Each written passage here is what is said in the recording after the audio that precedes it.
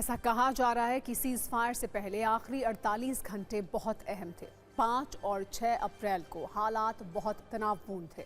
आखिरी समय पर मिले संदेश के बाद सीज फायर पर सहमति बनी। इसकी 5 चरण वाली इनसाइड स्टोरी भी आज आइए आपको बताते हैं। आपको ये बताते हैं कि सीज फायर में कितने कैरेक्टर थे, कितने देशों ने अहम भूमिका निभाई, 14 दिन के सीज फायर में किसका रोल अहम रहा। पहले चरण की अगर बात करें तो ट्रंप ने नेतन्याहू से बात की, युद्ध विराम मानने की कमिटमेंट ली। इसका असर भी दिखा। ट्रंप के पोस्ट के 15 मिनट के बाद अमेरिकी सैन्य बलों को पीछे हटने का आदेश दिया गया। अगले चरण की अगर बात करें तो इसमें ईरान मुख्य कैरेक्टर था। ईरान के विदेश मंत्री बातचीत को राजी हुए। ये कहा कि ईरान युद्ध विराम का पालन करेगा। ईरानी सेना के समन्वय से हॉर्मुज स्ट्रेट को खोला जाएगा। आपको पर्दे के पीछे के ड्रामे को भी समझना चाहिए। सोमवार सुबह ट्रंप के विशेष दूत स्टीव विटकॉफ ने कहा था, ईरान का 10 पॉइंट वाला प्रस्ताव एक आपदा है। मतलब अब तक आखिरी बातचीत नहीं हुई थी। अब इस पूरे प्रकरण में ईरान के नए सुप्रीम लीडर मुश्तबा खामेनेई की बात भी करते हैं। मुश्तबा खामेनेई ने समझौते की इजाजत दी। ईरान के विदेश मंत्री ने IRGC को मनाया। कहा जा रहा है कि चीन ने ईरान को समझौते का रास्ता निकालने की सलाह दी थी। अब बात करते हैं आखिरी चरण की। दिन था मंगलवार। ट्रंप ने धमकी दी, ईरान की पूरी सभ्यता खत्म हो जाएगी। इसके बाद ही ईरान से समझौता हुआ और अमेरिका और ईरान दोनों सीज फायर के लिए राजी हुए। पूरी कहानी में सबसे बड़ी भूमिका चीन की है। बताया जा रहा है कि चीन ही ईरान को बातचीत की टेबल पर लाया, जिसके बाद ये सीज फायर हुआ। रिपोर्ट के अनुसार चीन ने पर्दे के पीछे से आर्थिक कूटनीतिक प्रभाव का इस्तेमाल किया। ट्रंप ने भी एक इंटरव्यू में यह बयान दिया है कि ईरान को बातचीत की मेज पर लाने में चीन की अहम भूमिका थी। ट्रंप का दावा है कि बीजिंग ने तेहरान पर बातचीत के लिए दबाव डाला था। आपको बता दें कि चीन ईरान का सबसे बड़ा ट्रेड पार्टनर है। चीन ईरानी तेल का 80% तेल खरीदता है, जो हॉर्मुज से ही गुजरता है। युद्ध से ग्लोबल ऑयल प्राइस बढ़ने से चीन को नुकसान हो रहा था। चीन की अर्थव्यवस्था, एक्सपोर्ट और इंडस्ट्री को भारी नुकसान इसकी वजह से था। इसके अलावा चीन शांति वाली कूटनीति से अपनी इमेज भी बनाना चाहता है। 2023 में सऊदी और ईरान की डील भी चीन ने ही करवाई थी। इससे भी बड़ी बात, मई 2026 में ट्रंप और शी जिनपिंग समिट होने वाली थी। बताया जा रहा है कि समिट से पहले तनाव कम करने के मकसद से चीन पर्दे के पीछे से शामिल हुआ। अमेरिका और ईरान में सीज फायर पर सहमति कराई गई। कहा तो यह भी जा रहा है कि ट्रंप के पास कोई विकल्प नहीं था। उन पर इतना दबाव था कि समझौता तो करना ही था। अंतर्राष्ट्रीय दबाव था, तेल कीमतों से दुनिया में हाहाकार था। घरेलू राजनीति की बात करें तो अमेरिका में ट्रंप को महाभियोग का डर था। उनकी लोकप्रियता लगातार गिर रही थी। कैसे ट्रंप इस पूरे मिशन में नाकाम रहे, 7 सबूत के साथ समझिए। ट्रंप का मकसद क्या था? ईरान में रिजीम चेंज। रिजल्ट क्या हुआ? वो नाकाम रहे।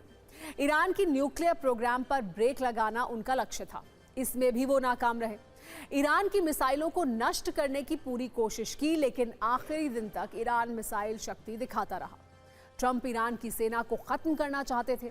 IRGC ने ऐसा जवाब दिया कि ट्रंप सरेंडर करने को मजबूर हो गए। हॉर्मुज स्ट्रेट पर ट्रंप का एजेंडा फेल हो गया। अभी भी इस पर ईरान का कंट्रोल है। कर्ग द्वीप पर अमेरिका ने कब्जे की कोशिश की, कोई सफलता नहीं मिली। ईरान में विद्रोह का अमेरिका का प्लान भी फेल हो गया। सत्ता के सभी न्यूज मित्रों के मन में यह प्रश्न होगा कि अब अमेरिका और ईरान के बीच क्या होगा। 14 दिन के सीज फायर के बाद क्या होगा, इसकी जानकारी भी आइए आपको दे देते हैं। ऐसी चर्चा है कि 2 दिन बाद 10 अप्रैल को पाकिस्तान की राजधानी इस्लामाबाद में एक बैठक हो सकती है। सीज फायर के ठीक बाद यह पहली बैठक है।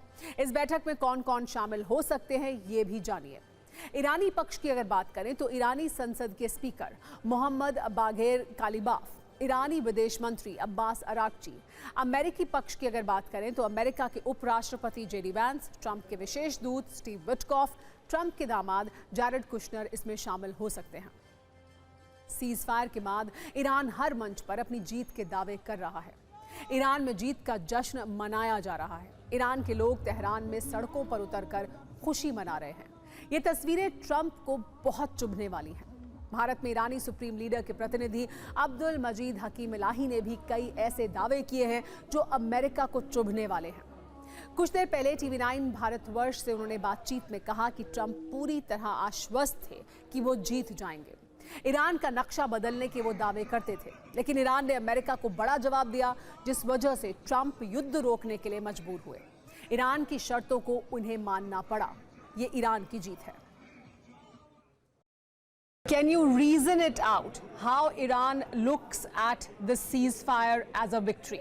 They were very sure they will win and within 3 days, and they said that the map of Iran after war will be different and the oil of Iran will be under control of them.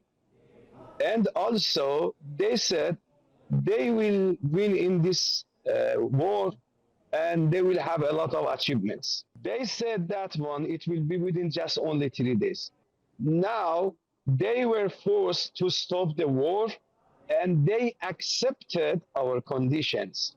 As you know, in the beginning they were saying that we want unconditional surrender and Iran should submit itself to us, but now we understood who submitted itself to Iran. And where is the unconditional surrender? Because of that, we believe that this is our victory.